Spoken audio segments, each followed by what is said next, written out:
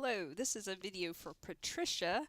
Patricia was having trouble. She had taken an image and traced it manually using the Bezier tool to trace around the letters and trace around she wants to make this little Boston Terrier um, decal or a shirt transfer, and it's so cute. And she did a really good job tracing, but just was having trouble figuring out how to get this put together so that it would be a nice file that could be cut and layered with vinyl. And so I went ahead and fixed it up for her, and she really wanted to know what exactly I did. And there's a couple of good examples of just common things you have to do in this to get a good file. And so I thought I would make a little video just to show how I went about making this into a file with two different layers. You can see that the one that I made, I've got it grouped, so I'll Control-Shift-G to ungroup it. You can see that I've got this top layer, which will be in white, and that's just his little eyes and his nose patch here, and then the letters and the insides of the letters. So how do we go about transforming this nice line drawing into a file that we can cut? Okay, so I think that what Patricia had intended to do was that this part, so this is group 2, Control-Shift-G to ungroup, and then what I had noticed is if I click on this guy now, it's ungrouped from this one, but if I look down here in the info bar, I can see that it's still a group of 18 objects. So I do Control-Shift-G again, and we'll just keep doing that. There we go, until everything is separated. And you can see that all of these are individual objects. All of the letters, the insides of the letters. Okay, so everything is its own separate object. I'm going to press Control-Z to put everything back where it was. All right, so what do we need to do? Well, first thing let's do, and I think that this layer right here was supposed to go behind, and she was going to layer the white on the bottom and then put the black on the top. And you could do it that way. I think it would be easier to put the black behind and put the white on top. So that's how I'm going to do it. You could do it the other way. So let's see. The first thing I want to do is change all the letters to white. So I'm going to hold down Shift and select all of these letters. And I'm just going to fill them with white by coming down here. I'm not holding down any keys. I'm just going to click white. Okay, now they're filled with white. I'll actually do it a little bit gray so that I can see what it looks like. Okay, now you can see that the insides of the letters, so if I drag this off, you can see the B is separated from his insides. So Control-Z to put that back. Now I can easily fix that. I click both of these little rectangles here, and the first thing I'm going to do is union them together. So Control-Shift+ for union, or I could go to Path, Union. Now what I want to do is subtract them out of the gray B. So if I select those guys and then hold down the Shift key and select the B, now they're both selected. The two little insides of the B's are on top, so I can do Path Difference. Okay, now I've got a B. Okay, and then this one I'm going to click on the O because one of these extra rectangles is behind. So if I do page down, that moves that O behind. And so what I can do is I can take this rectangle here and then hold down Shift and select the O and do the same thing, Path Difference. Okay, and now I can click this guy and change him to my light gray. Okay, see how we're building all of the letters here. The S is fine, the T is fine, but now I have to do the same thing with this O. I could just copy this guy and put him over here, but I'll just go ahead and select both this inside part and the outside part.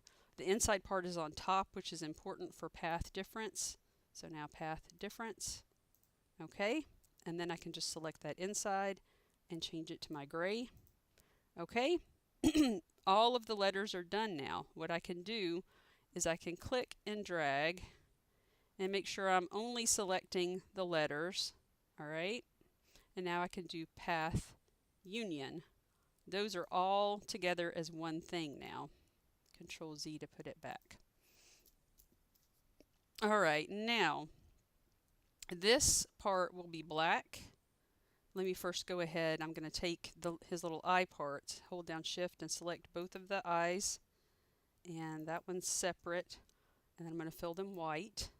And I'm going to union them together because right now there are 1, 2, 3 separate objects. Path union. Okay, now they're all together. Oop, I missed that one. Path union. All right. And now we can actually, since they're going to be white and you're going to cut them probably at the same time as the letters, I can hold down shift and select the letters and union all of those together. All right. Then we'll just change them back to gray. Okay. So now let me select this part and it's supposed to be black. So I'll just change it to black. We're getting there. Now all we have to do is fix it so that his face is white. And it's actually pretty easy. So I'm going to press the plus key to zoom in. All right. Then I'm going to take the Bezier tool, click on it right here, and I'm going to turn my snap tools off because it's clicking me where I don't want to go. And then I'll just draw a line connecting the top of his head. Then I'm going to click on the node tool and I'm going to bend it so it looks like his head. And see how that's a little wavy there? If I click on this node, it's going to show me the handles. I can adjust each handle separately. And you can do this however you want. All right. Now what I want to do is see if you can see on the one I made, I gave a little bit of a border here between the white. And that will help with layering. That way you don't have to get that white and the black edges to match up exactly. It gives you a little bit of wiggle room when you're assembling the vinyl. So what I'm going to do with this now is I am going to change the thickness of this stroke a little bit. So if you press, mine's already open, but if you press Control Shift F, it'll open up this fill and stroke panel. And I'm going to click on stroke style. And I'm going to change that. I'll try 5 pixels. So that looks pretty good. I go back to the selector tool. I'm just going to use the arrows to nudge that down. It's not moving. Let me select it again. There it goes. Okay, now what I want to do is I want to union this stroke to the rest of the black. But right now this is a stroke. If I click on it, you can see it's only got 2 nodes and it is a line. If I tried to union it, I'll just show you. If I have that selected and press shift and select the black also and go to path union, it doesn't really work right. It treats strokes differently than it treats paths. So let me press Control Z to undo that. I'm going to click on that stroke and go path, stroke to path. Now if you see, if I click on the node tool, you can see that this is actually a path. It's got nodes on each side and I can manipulate each of those individually. So if I wanted to clean up this and make the lines match up better, I could actually move those around. Okay. Now that that's a path, we can union it to the rest of the dog. So back to the selector tool. This is selected, hold down shift and select the rest of his head and go to path union. All right, now he's all together. He's got a green stroke outline. I'm just going to get rid of that by holding down the shift key and coming down here and pressing on the X. That gets rid of my outline, my stroke color. And I'm going to do the same for the white. I'm going to click on the white, hold down the shift key and come down here in the color palette and click on X for no outline, no stroke. All right, we're almost there. But you can see that this is actually, this white area is empty. So we need to fill it. And then we'll union it to the rest of the white. So all I'm going to do is zoom in. And I'm going to click on the fill bucket, the paint bucket. I'm going to come up here and make sure I'm on visible colors. The threshold doesn't really matter because black and white is as much contrast as you can get and it should fill just fine. This here is grow shrink, and I don't really want it to grow or shrink any, so I'm just going to set that to 0, and I'll just click. And my paint color was obviously set to black, but that's no problem. Even though it doesn't show that piece is being selected, if I click on the arrow, the selector tool, that piece is actually selected. So I can just come down here and click on the gray to fill it. And now we can click on that, hold down shift and click on the rest of the areas that are going to be white and just go to path union. Okay, all of those are together. And now all I need to do is fill this in, because if you see, he's got an open spot there. So I click on him and do path break apart. Now if I drag these out, you can see there's a black shape there.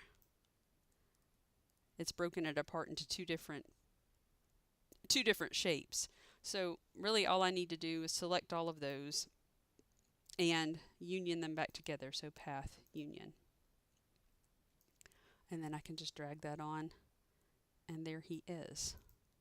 And I know that seems like it takes a long time, but actually doing it when you're used to it, it goes really, really quickly. And I mean, I think it took me about 5 or 6 minutes to put it all together. And then this part right here we don't even really need, so we can just get rid of that. So I hope that that helps explain how you might take a traced drawing, manually traced drawing, and modify it to make it good to cut. So thanks for watching.